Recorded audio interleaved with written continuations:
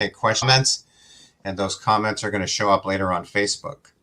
So as usual, I want to introduce EIS, or Emotional Intelligence Solutions, so that you can discover who we are. We're a counseling, coaching, and mentoring entity that really helps people to find the freedom in their lives to become all they're intended to be and discover their why and their purpose more effectively. So how do we do that? We do that by empowering people, or actually employing a process that helps people to go far enough into their past and uncover their broken and unhealed and undealt with areas that basically prevent them from discovering healthy patterns in life as individuals as they move forward in relationships, marriages, businesses, employment settings, and so on, and help them to deal with the whole person and not just fix certain areas, which usually counseling is associated with that type of movement that, oh, I have to go for counseling and kind of fix this area because I don't function well in that area. And that's certainly a part of it, but it's really a small part of it when it comes right down to it, is that we really need basically life transformation. And so that's what we're after and helping people discover.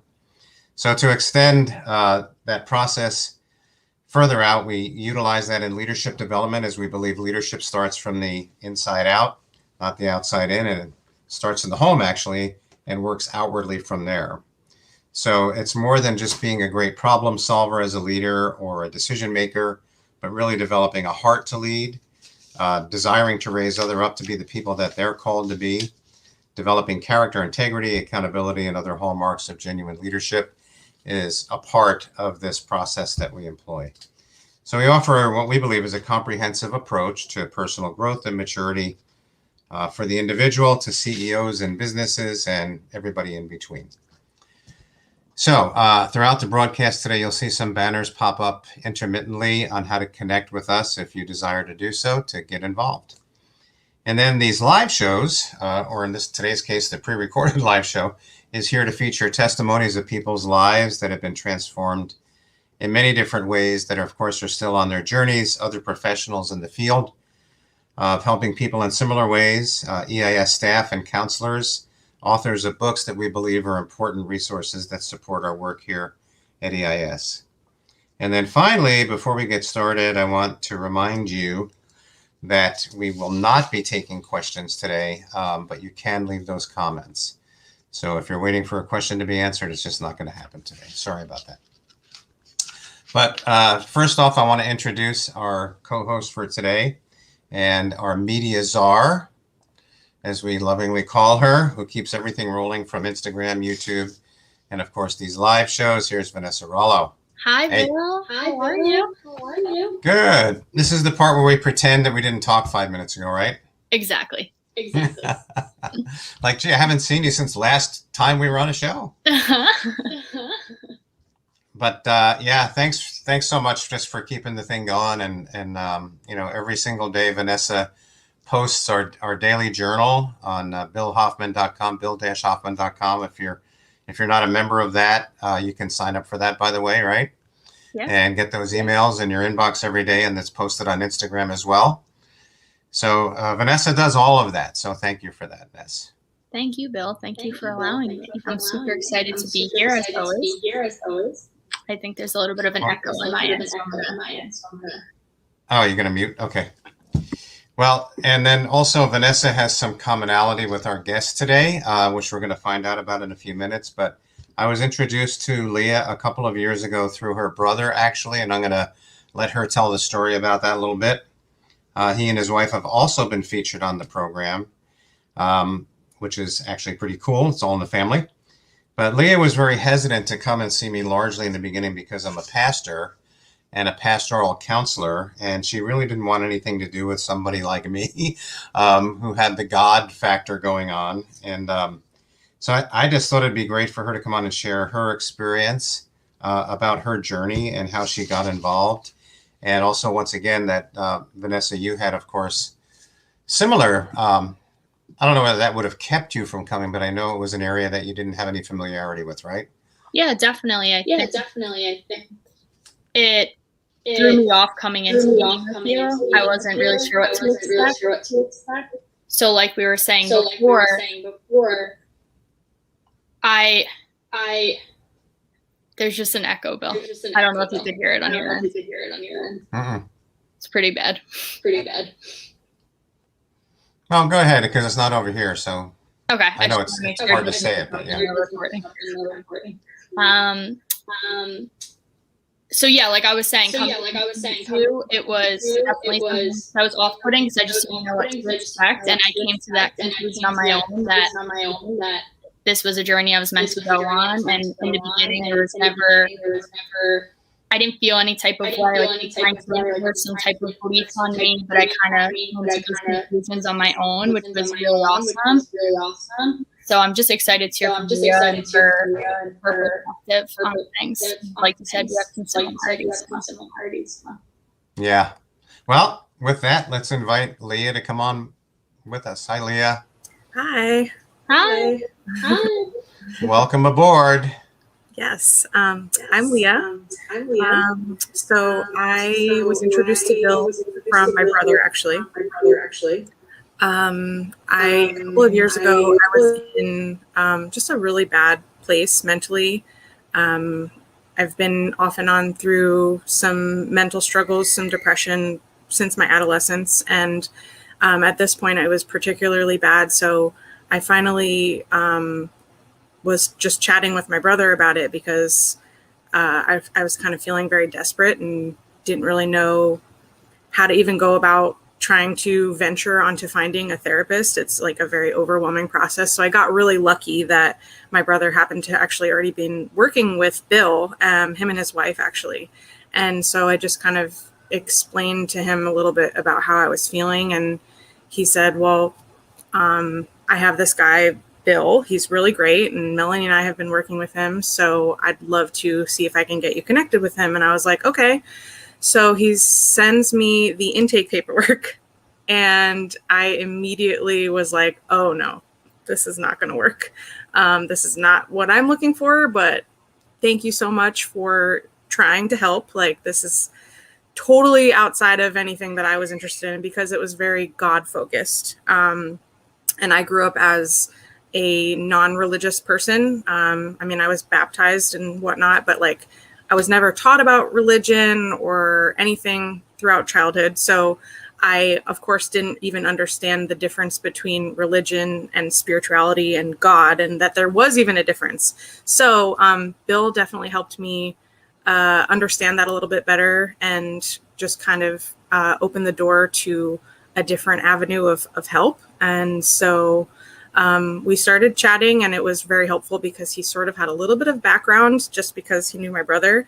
But more importantly, the temperament test or the profile, however you want to call it, helped Bill to understand the type of person that I am on a different level than any other therapist that I had worked with in the past. So we learned a little bit about my temperament, which I think the most prominent one is supine, in control.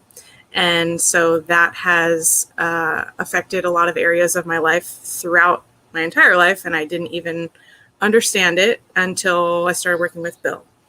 Hey, Leah, before we keep going there, let me just let me interrupt a second. So I really appreciate that. And if people don't know by now, because they see your name on the screen, that it's Melanie and Tyler Horn, of course, that we're talking about.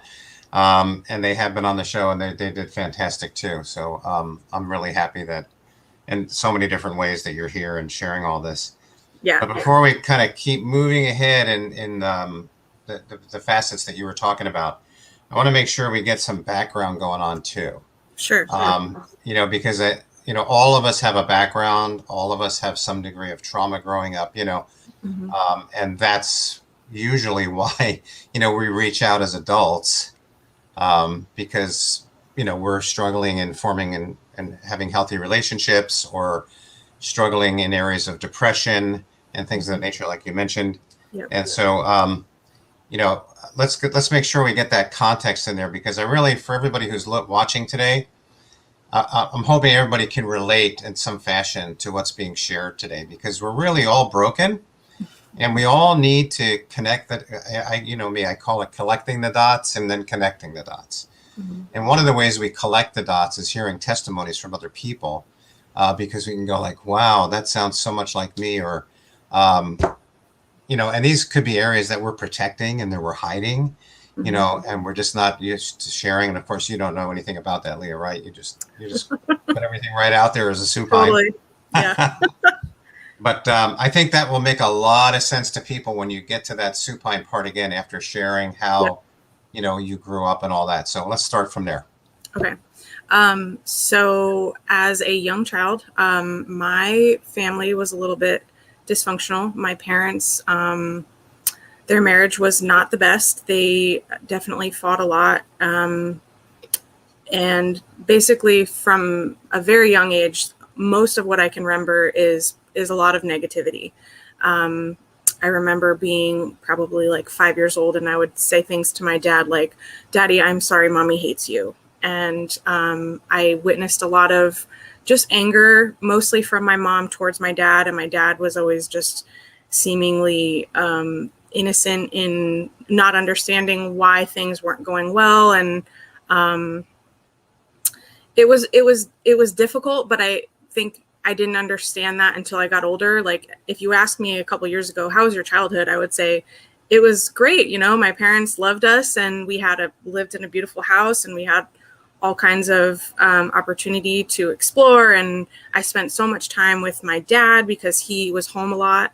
And my mom worked really, really hard. And I think that as a kid, I didn't even understand the challenge that posed in itself. So my dad was sick a lot from various different illnesses. And he also was into using drugs. And I didn't know that until I was a little bit older. But I just remember being very young and spending all the time with my dad and barely seeing my mom a whole lot. And when I did see her and I didn't get along very well. And I think throughout adolescence, I kind of attributed that to my close relationship with my dad and the fact that she, in my mind, didn't like him, hated him, actually, is what I saw it as a kid.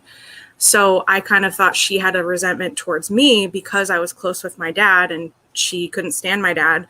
So in turn, made our relationship very rocky. I don't have a lot of pleasant memories of, you know, I do have pleasant ones. I will take that back. I do have a lot of pleasant ones with my mom, but there's definitely a lot of negative ones that kind of stuck out in my mind for a long time. And not until we actually moved out of living with each other did I form any good relationship with her, which I have a great relationship with her now. But the point is, I struggled a lot in my early teens with depression.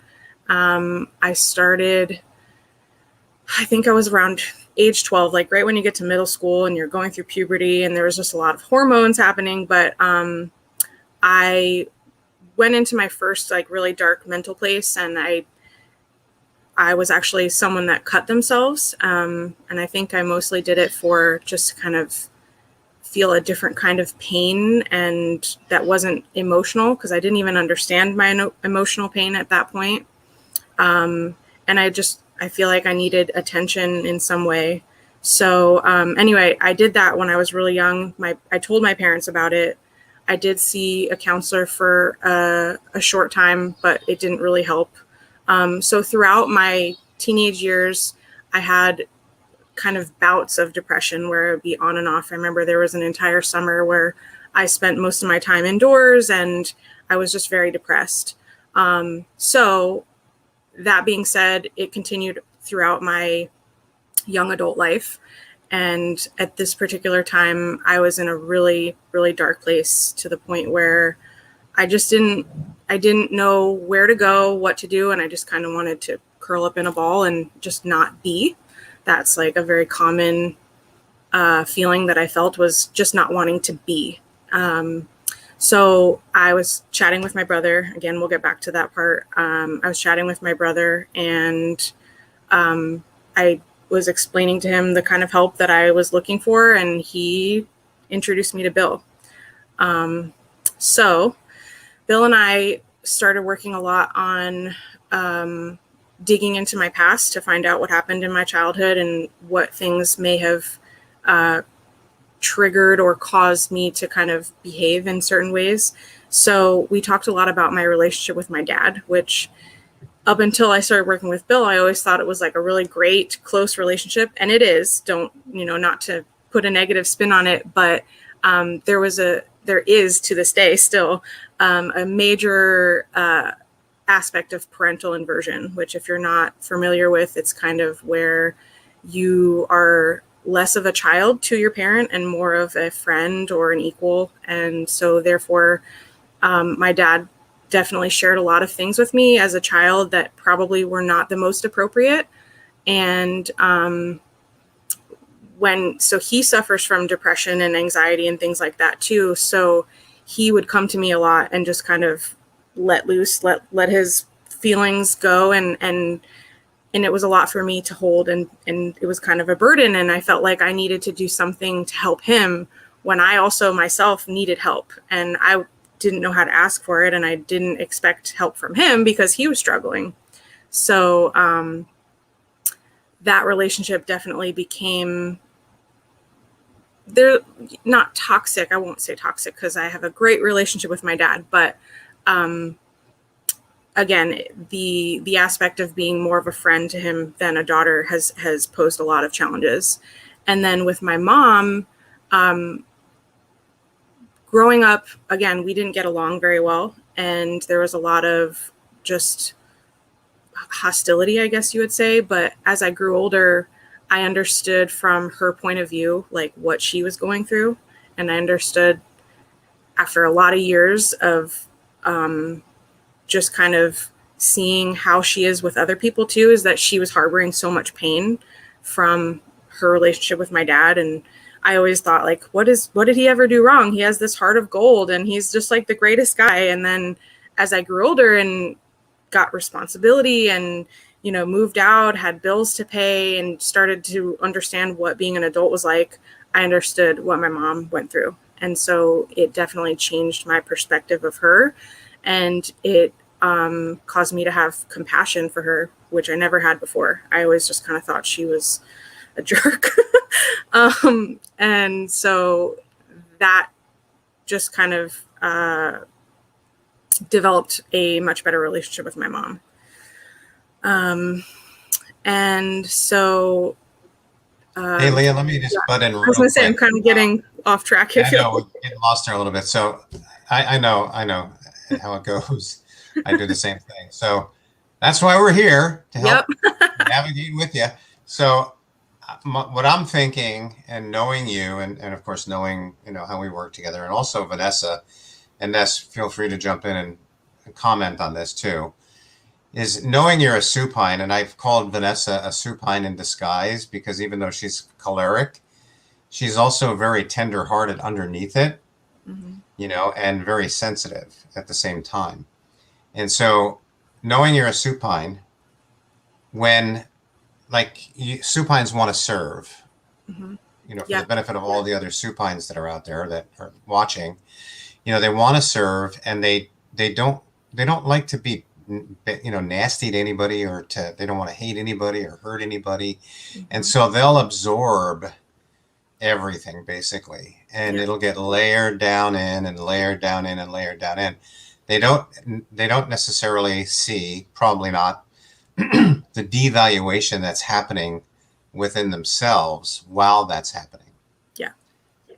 Because you're getting there, even if it's in a backwards kind of a way, you're getting some recognition because you are taking that position as an adult. Right. You know what I mean? You feel like you're worthy in some way because you're the person that everyone leans on, and you're taking on everyone else's pain because that's what you feel like you need to do.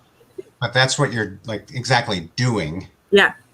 But who you are is never validated really and genuinely as that child or adolescent or young adult or any stage in life.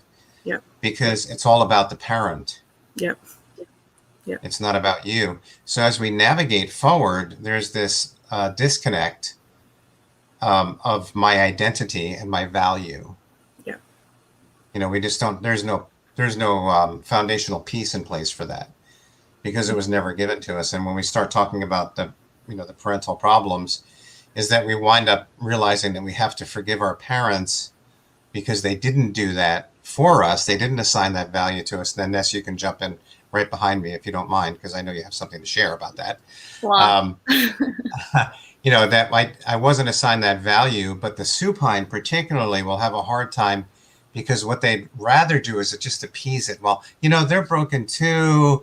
They didn't have the goods growing up with their parents, blah, blah, blah, blah, blah.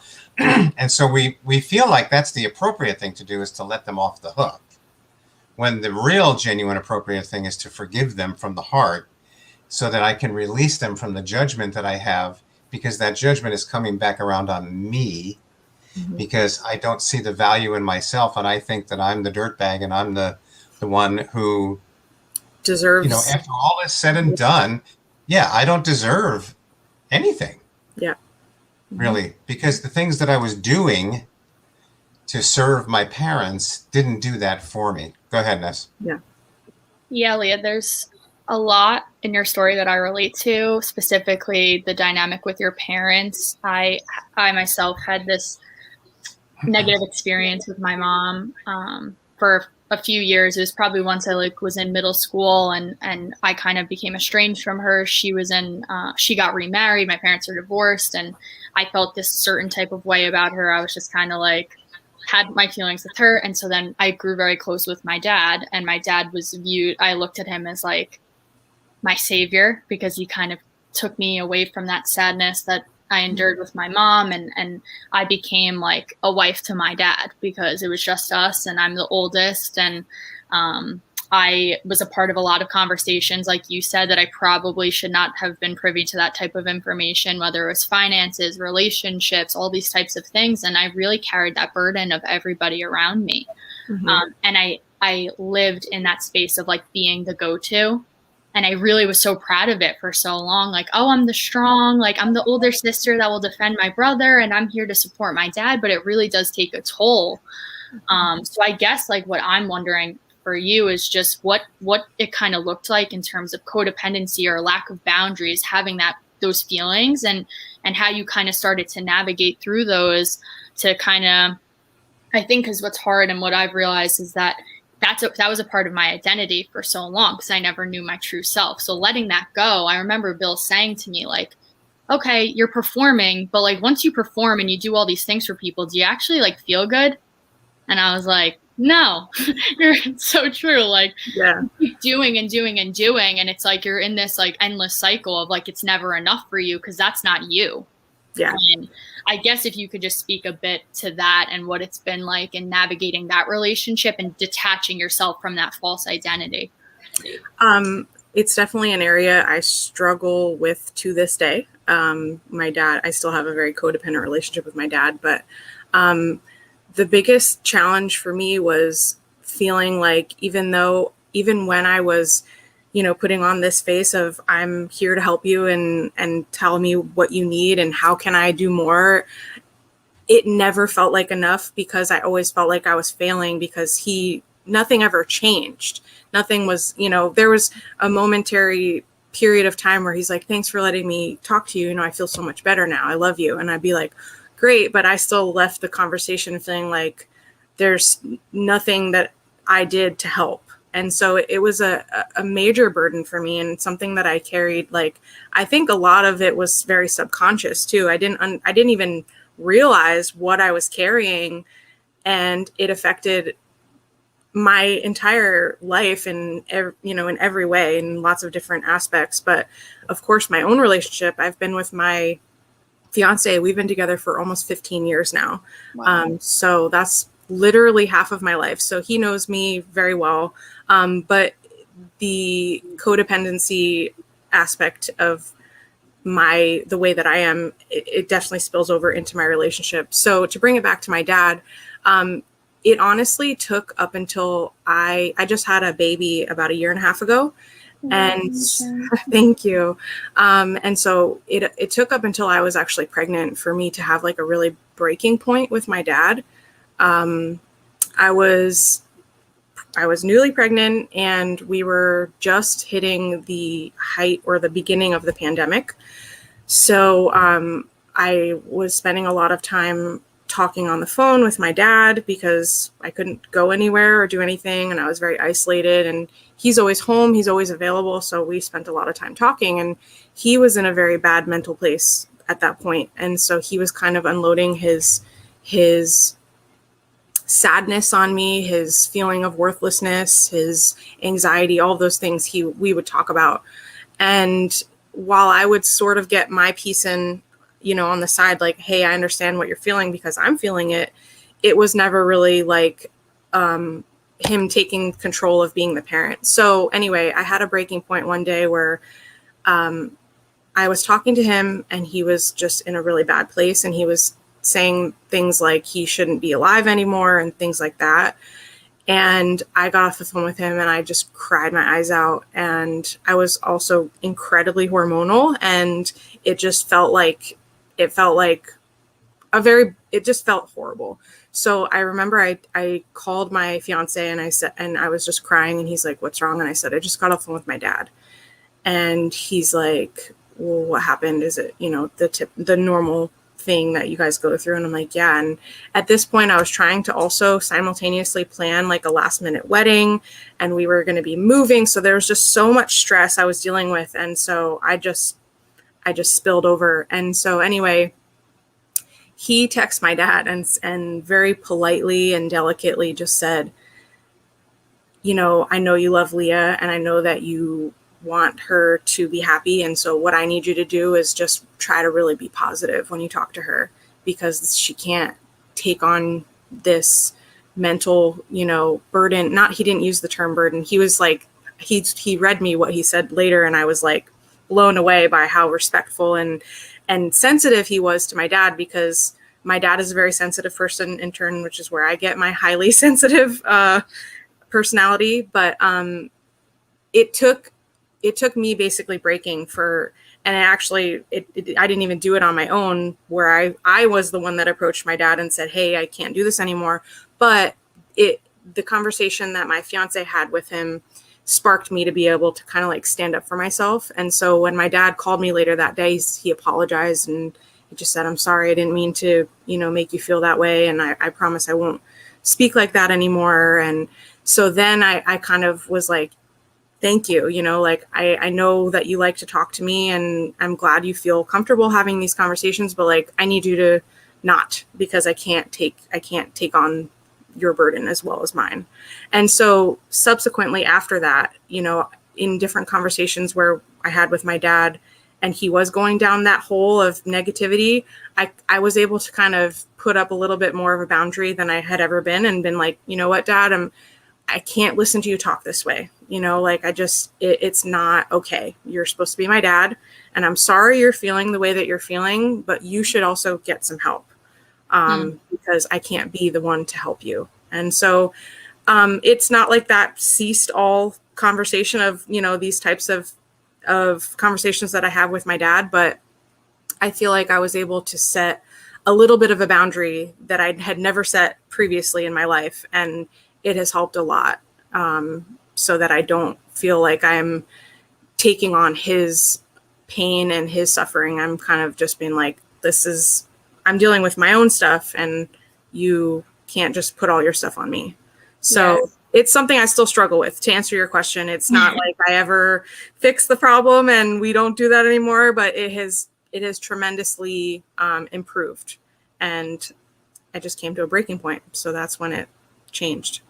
Yeah, I totally relate. And that's a major win. And you also brought up such a great point where I feel like people that are involved in the process is such a unique dynamic, because we're on this side going through these things and evolving. And then the people in our lives, unfortunately, don't have access, or maybe are not as open to doing this type of work. So it's like you're changing and you're evolving, but the people on the outside are stuck in their same ways. So it's figuring out how best to navigate that and have your boundary, but still be respectful. And it's ever changing. And I've had similar experiences where it's gone over really well, and I've explained to my parents the best I can, but then other times where they're pushing it, but at least you've set the thing in movement so that it's kind of okay, they're following through on what they said. So for me, if it's I can't hear you talk about your relationship or your finances, it's okay, they can at least respect the boundary to a certain point. But again, Yeah. like, people aren't perfect, and we're always going to kind of have to deal with that. And it's an interesting dynamic for sure. But I can relate to you in that it is empowering,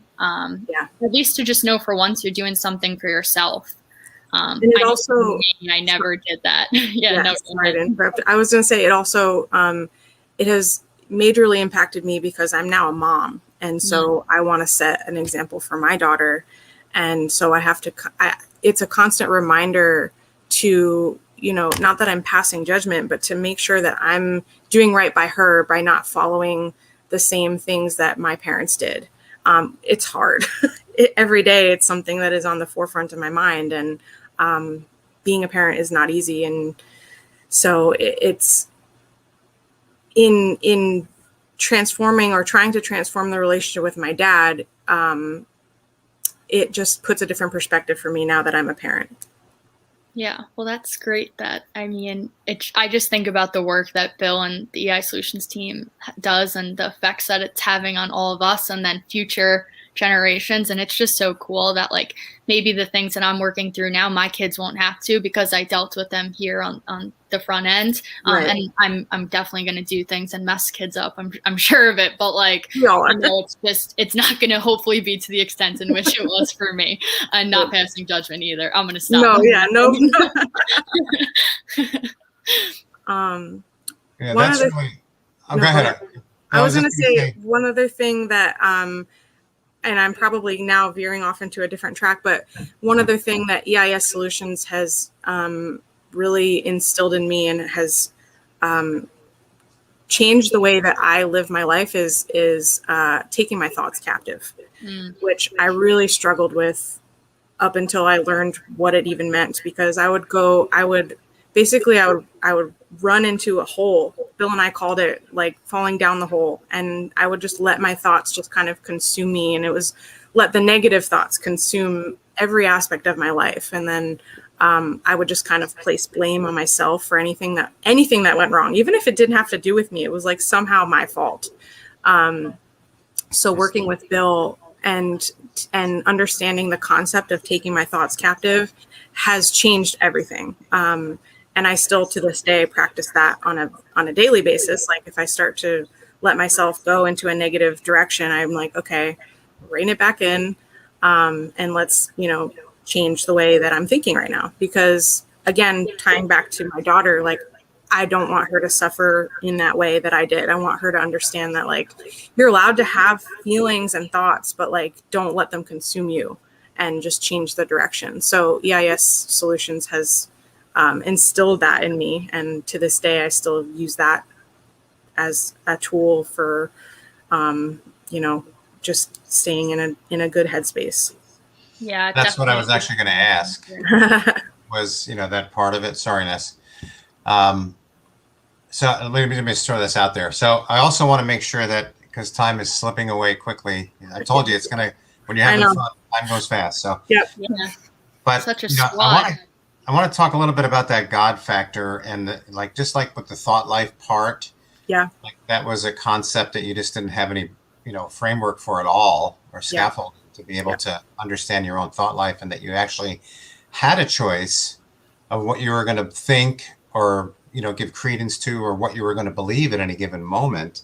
Mm-hmm. And I think the word believe really starts coming into the picture. And I shared with you things like, I started putting scriptures out there for you in very practical ways, like Proverbs, like, as a man believes or thinks in his heart, so he is. That was like our number one scripture, that one right there. And so every time we met, we talked about that. Yeah. So, like, starting to frame me out, like, understanding that, well, gee whiz, the way that I'm thinking about myself, or the way that I'm thinking about what's going on in my life, is actually having a direct effect on how I perceive myself. Absolutely. Right. And that's where the faith factor is like, so I'd like, from your perspective, if you could share a couple of minutes on that aspect too. Yeah.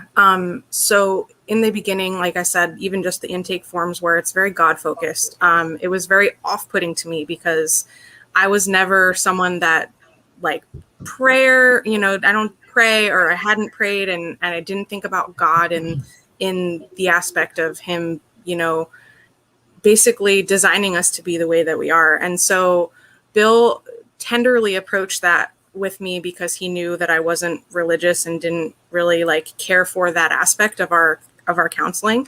And so what we always would say is, you know, he would give me scriptures and just say different things. And he would say, okay, so what I want you to do is eat the meat and spit out the bones.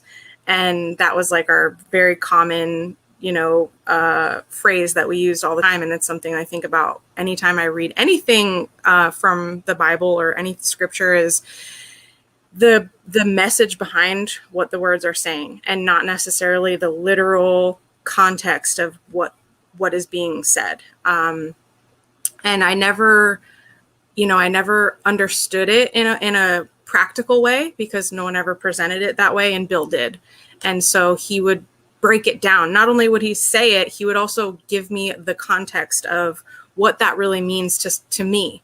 Like, so what a man thinks in his heart, so he is the most common one that we talked about. And it was the one that affected me the most, because I had such a poor self-image and such low self-esteem that seeped into the rest of my life in every aspect. And so when we would talk about that, you know, he explained to me, like, you were created to be the way that you are. And so, you know, I was so down on myself. I was always thinking, like, I'm the problem, me, and I'm just, you know, there's something wrong with me. But it was helpful when Bill would say, well, when you think that way, that's what happens. You know, that's the way that your life is unfolding, is because that's the thought life that you're taking, is you think everything is negative and everything is your fault, or, you know, you think badly about yourself. And so talking about God with him, and just helping me to see that I'm deserving of love, and I was made to be loved, and I'm unique in my own ways, and helping me understand my temperament was a huge part of that, because up until I took my temperament test and read through, like, what my tendencies are, I didn't understand, like, I didn't know that I did those things until I was like, oh yeah, that's actually so accurate. Like, I definitely do all of those things. Like, I want people to read my mind if I'm upset, and I want them to know why I'm upset, and I want them to fix it. And then if they don't, I'm even more upset about it. And so helping me understand my temperament, it was like, oh, okay. And then not only helping me understand it, but helping me try to find ways to break free of those bad patterns. Whereas instead of just like internalizing it, which is like my forte, is like what I do is I internalize everything, like sharing what I need and what will help me to not continue with those bad patterns. And so I forget where I was going with this, but well, and that you deserve to have, like you said a minute ago, like you deserve to have those needs met. You deserve to be loved. God made us to be loved, and right. You know, we're learning how to love and be loved, basically, Mm-hmm. when it comes right down to it. But if we don't believe that we deserve it, or that I'm somehow disqualified from all of the good stuff, you know, and only see the negative aspects of myself and so on, we don't understand that I have intrinsic value. Yeah. You know, and that has to be the foundation for me. You know, if it's only based on, just to connect those dots, like I mentioned before, like if your value is based on what you're doing, and you connect your dots all the way back to your parental inversion, then you're always going to be at a deficit. You're always going to be going down the hole, because everything is rooted all the way back into that dysfunction, and that will keep you bound up in your current relationships. And then just to keep this thing moving forward so that we don't run out of time, because yesterday when we talked about this, Leah, it was really, I'm sure we talked about this when we were working on all this together. But when you mentioned yesterday about the current talk that you had Mm-hmm. with Zach, Mm-hmm. and that you had mentioned how bad you really were previously. Yeah. So being new parents has definitely put a whole new spin of challenges on our relationship. We have always, or more so me, I struggle with communicating majorly. Like I don't know how to articulate my thoughts, and so I bury them and just kind of let them fester until they explode. And so just, in the last couple of months, we just kind of went through a period of where we were really, things were just very tense, and we were arguing a lot and just not understanding each other, not having compassion for each other, and just getting on like the last nerve and being snippy. And it was just a very unpleasant environment. And more importantly, now my daughter sees that, and I don't want her to learn that that's how relationships are supposed to be. And so one of the biggest issues that we have and have had it for a long time is, he knows me very well. I wear my heart on my sleeve, as far as like, you can tell when I'm upset. Doesn't mean I'll necessarily share with you what's wrong, but you can tell when I'm upset. And so a lot of the time he'll just kind of be like, what's wrong? What's wrong? What's wrong? And most of the time my instinct, like reflex reaction, is to say nothing's wrong. And that has put a huge wedge in between us, because he knows something's wrong. Like, he can just tell just by looking at me. And I don't know how to share with him what it is, because in my mind, even though this is completely ridiculous, I feel like if I share with him what I'm feeling and what I'm thinking, he's going to reject me. And even though I know he's not going to reject me, I mean, he's been around for a long time, and he's seen me in all shapes and forms, and he's been there for me through the worst times and the best times. And we have our moments where we fight and we argue, but he's always there for me. And so I don't know why I feel that he's going to reject me, but, I think it goes back to the way that I was raised, and just having a fear of abandonment and rejection. And so the point is, there was one day where I was just having a bad day, and he's like, what's wrong? And I said nothing, like I usually do. And he just was like, nope, we're fighting now. I don't want to deal with you lying to me, because I know something's wrong and you need to tell me. And I just retreated. I didn't break down and tell him. I just backed away. And that always makes things worse. And I came in to sit by myself for a minute, and I said, okay, like, burying this and not talking about it isn't going to fix the problem. So I went in and I said, this is what's wrong. So the first part of it was the way he approaches me. I'm a very sensitive person. So your tone of voice, the words you're using when you're speaking to me, affects me majorly. So when he comes in and he's like, what's wrong? I don't want to talk. I don't want to have a conversation about it. It doesn't feel like it's a genuine care of what's wrong. It just is like, oh, here we go again. What's wrong? That's what it. And so then I feel like I'm a burden, and I feel like how I'm feeling doesn't matter. Let's move on. But obviously that doesn't serve any of us well. So I realized, like, okay, I need to just share my thoughts. So the first thing I said was, the way you ask me what's wrong makes me not want to talk to you. And I know you are genuinely wondering and want to know, but like, what I need you to do is maybe try to approach it differently. Just change your wording, change your tone. Instead of being like, what's wrong? Say to me like, hey, I can see that you're not feeling yourself today. I can see you're kind of down. Like, do you want to talk about it? What's going on? What are you feeling? What are you thinking? That's a totally different approach than the one that he typically takes. And I finally was like, this is what I need from you. And at first he was frustrated. Like, he's like, I've done that. I've tried, and you still don't tell me. And I'm like, and I'm working on that. Like, I really am. I've been working on that for years, especially since I started therapy, is like learning how to communicate and articulate my thoughts. And so right now I'm telling you what I need, and I'm telling you, this is how we can help each other. And so it turned into like just talking about like, well, what are you doing currently? Like, what work have you done? Like, what has changed? Because he's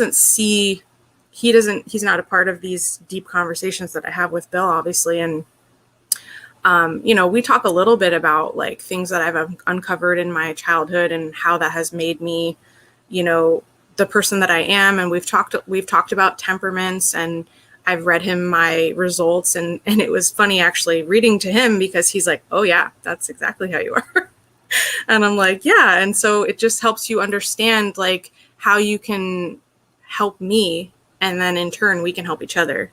And so he was asking me like, well, what have you done? Like, what's changed? What's different? And I said, well, in before I started working with Bill, I was to a point where I didn't want to be alive. Like I just was in a very down, depressed state, and I didn't want to be. And so in the time between I started working with Bill and now, like I don't ever feel that way. Like it's not a thought path that ever comes up. I mean, it could potentially, but because of the work that I've done with Bill and captivating my thoughts, I never let it get to that point. And so he looked at me and he just kind of was like I didn't know that. Like you never told me that. And so I feel like it was an eye opener for me because there's so much I feel like I clearly didn't share with him in a way that he could understand like what I was going through. And so it just goes to show like how important keeping your communication open with your partner is, and how if you bottle it up and you hide it, like you're not helping anybody, including yourself. And then the other person on the other end is frustrated because they want to be there. Like I know that all of his intentions are good and he wants to be there for me, but he feels defeated because I'm constantly shutting him out. And so understanding, why I do that and how I can try to curb that from happening in the future is definitely, tools that I've learned from EIS. And I haven't arrived, like Bill and I would say, like no one's, I'm not fixed, but I've learned a lot of things about myself and how I can, work towards changing some of those negative patterns into more positive ones. And a lot of that comes from speaking your truth and just expressing what you need. And again, going back to feeling, unworthy, I've never felt like I deserve to have my needs met. And it's such a subconscious thing because like I don't think like, oh, I don't deserve to have my needs met. I don't think like that in black and white, but subconsciously that's how my behavior is, pointing in that direction. I'm like, okay, well, if I'm not sharing what I need, then I must be like basically withholding that from myself. And so I guess my point is you have to be able to share your feelings and your needs if you want to have them met, of course. And so I've been working on that still. And it's, again, haven't arrived. We're still working on it every day.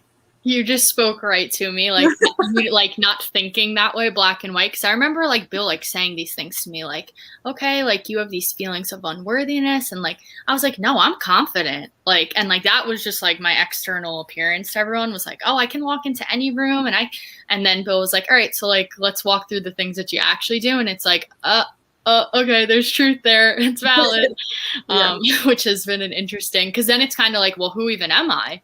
Like, I haven't even touched into these needs, like, and then coming into tune with that is like a wild journey. But I can say that I'm proud of you for speaking up, because I've been there and it's hard.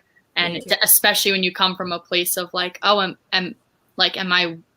is this worth bringing up? Or like, am I even allowed to have this perspective or this point? Like, it's hard to challenge yourself in those moments and really go there, especially like for me. I'm phlegmatic in my temperament, so like I don't want to go there ever most of the time. I have a little bit of phlegmatic as well, and so I'd rather just lay low, not put energy into it, brush it under the rug. Doesn't matter that much. It's fine. Like I can just deal with it. So exactly. You think that you're helping yourself and preserving your energy in the moment, and then it's like this keeps going, and actually it's the biggest energy sucker of all time. I get off my sessions with Bill and I'm like, time for a nap. But it's definitely, the way I view it is like it's hard in the moment and it stinks and you're like very uncomfortable and navigating these new feelings, but it really does, like we were talking about before we went live, like really is so worth it.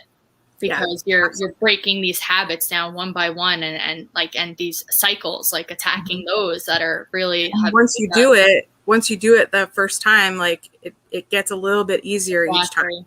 Yeah, you're like breaking down the wall. I mean, Zach says to me all the time that I have this big wall. I always put up a wall, like it's like very obvious, and so I'm working on it. Like I'm trying to break down that wall by letting him know my feelings and my thoughts and not just keeping it buried. So it just only way. Well, and like you said before, you don't think those things in black and white, and you like, I don't know why I feel that way. Well, your temperament is dictating that. Compounding the temperament is your growing up experiences. So as a man believes in his heart, so he is, back to that. Yeah. So undoing that is just such a big part of the process that's just ongoing, and taking these, steps and even risks, of putting yourself out there, because the supine believes they preemptively will reject before they're rejected. So that's what the wall is I'll make sure that I don't get rejected by not risking myself, or by doing this or by doing that, just so that nobody can get close enough to me to reject me. Yeah. Even though I know somewhere inside that he's not rejecting me, like I know somewhere inside that he really wants to meet my needs, and he loves me, and all these things, we know that what's the disconnect there. And again, that's the connecting of the dots, that we can continually, like you keep saying, is keep moving into that, so that you can keep growing and keep moving forward, and you become a part of the solution, instead of, kind of remaining behind that wall. And, like you said this earlier as well, is like absorbing all those things. And then the cycles, that Vanessa just mentioned that word, the cycling, that's, we want to turn those cycles around from going backwards to forward. Yeah. So that recent conversation that you shared just a minute ago is huge, and keeping that forward movement going. And I think that's a challenge too, is they shouldn't be one-off events. That's why journaling is such a big, important part.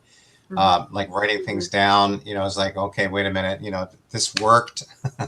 I want to do this again because it worked and it felt good and it met my need, and I can keep doing that, and, back to that beginning, you said too earlier about like communication is the biggest area that we struggle with. Well, everybody struggles with communication, and it is the biggest area that most people struggle with. And once we uncover what's broken on the inside of us, we can start moving in healthier patterns and keep them moving. I think that's part of the challenge, is just keep those things moving and keep taking those risks until, that starts to become the new way of doing things. Right. Because we're so steeped in doing things the old way, if you will. This new way is cool when we realize it and it actually works, but it's also so new, that we don't do it one time and feel like super confident, like we're just going to keep doing that every day, Right. So along those lines, in the last few minutes, Leah, what do you want to say to those who are just about everybody who's watching, struggling in similar ways? They might have different temperaments and, of course, different circumstances. But what do you suggest to people who, might be hesitant to reach out for help, that type of a thing? What do you suggest to people that they can make a step in their own lives? I would just suggest that the first thing is understanding that you're not going to do it alone. And if you're in a place where you are, that you feel like you are needing help, but you aren't getting it, then you realize like you've been doing it on your own and you're not getting anywhere. So what's the next step? And I think it's very intimidating to reach out for help. But when you hear from someone, especially like for me, it was my brother, I trust him. I was like, of course I'm going to, like, I'll give it a shot. I didn't even tell you, like, he's like, I know what it sounds like. I know this seems like totally weird. He grew up with the same background as I did. We weren't religious. He's like, I know this seems totally like not what you want to do, but just trust me, like, just give it a try. And so I did, because I trust him. He's my brother. But for someone who doesn't have that connection like I did, hearing testimonials like this is probably the easiest way to feel like you can take that first step and understand that you're not alone. And not everyone has like this huge success, even in the first year. Like, I think I worked with Bill off and on for like 2.5 years. And, there were times where it felt like we weren't getting anywhere, but it's important, if you want to not feel so bad and to not feel so negatively, to take that first step and ask for the help that you need. And, it's not easy. It's a painful process. It takes a lot of courage for yourself to want to change, but just if you keep doing what you're doing, you're going to just stay where you are. So I think the best thing you can do is just ask for help. And again, these testimonials, like I've read a ton of them. I've only seen a couple of these live streaming interviews, but hearing them, it just touches you in a way that you feel like heard and understood, and you know that there's got to be some help out there. And so you have to just be willing. You have to be willing to take the chance on yourself. Like, what's the worst that can happen? You don't get help? Great, you're right where you were before. Okay, so then you just stay stuck. But the worst that can happen is that. So why not try?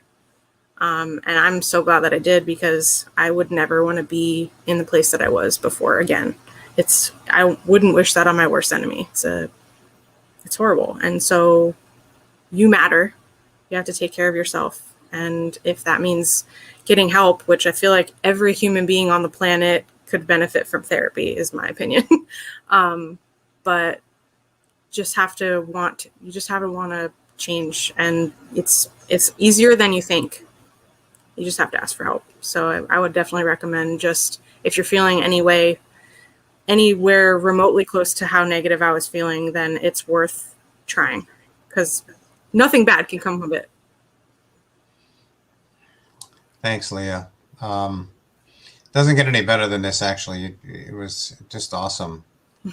You have no idea. I mean, your transparency and your vulnerability and just your honesty and truthfulness. And I'm sure this has been helpful for you to do this today, Yeah, I was a little nervous about it, nervous and excited, but it definitely feels good to feel like maybe my story has an impact on somebody to just want to keep moving in a good direction. I mean, there are some days where I feel like I've made no progress, but then I remember, like, okay, this is where I was and this is where I am, and it's totally different. And I wouldn't have gotten there without help. Like, even if it's not EIS, which obviously I hope that it is, because the approach is so different than anything I've ever experienced or heard of.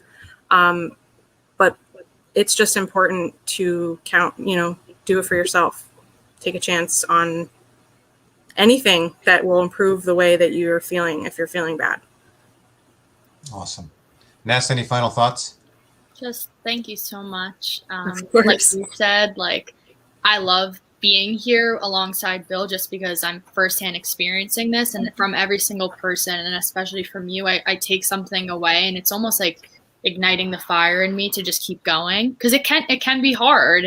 The work is drains you. It can take a lot out of you. It's emotional for sure, but hearing your successes and the little wins and all these things makes me just want to tap in even more. And I know the people that are watching this are going to feel same way to you, connected to parts of your story. And I'm just excited for them to hear from you. So thank you so much. Yeah, thank you. I will say one more thing. I feel like people, myself included, don't give enough credit to the really small wins. The really small wins all add up, and they make big wins in the end. And so even something as simple as, like, I told someone what I was thinking in that moment is a huge win for someone like me. Like, that just represses all my thoughts and feelings. That's a small win, but small wins add up to big wins. 100%. This is going to wind up being one of the most important shows we've ever done. Yeah. I can guarantee it. And you rocked it, like I said you would. Thanks. Absolutely. Well, time for the shameless plug for the book, The Process. Or I don't know which way you kind of outlines what we're talking about here today. And then the book of the week this week, I know we've done this before, but I think it's important based on today's discussion, is Scary Close by Donald Miller. Having these scary, close conversations and crucial conversations that we don't want to have helps open the door to the victories that we heard about today. So, Leah, thank you so much again. And it's cool. We only live 20 minutes apart. One of these days, we're going to get together again and have dinner for sure. I'd love that. But so thanks so much for coming on today. Yeah. Ness, thanks so much for being here as always. And you know the deal, Ness, right? Yeah. EIS out.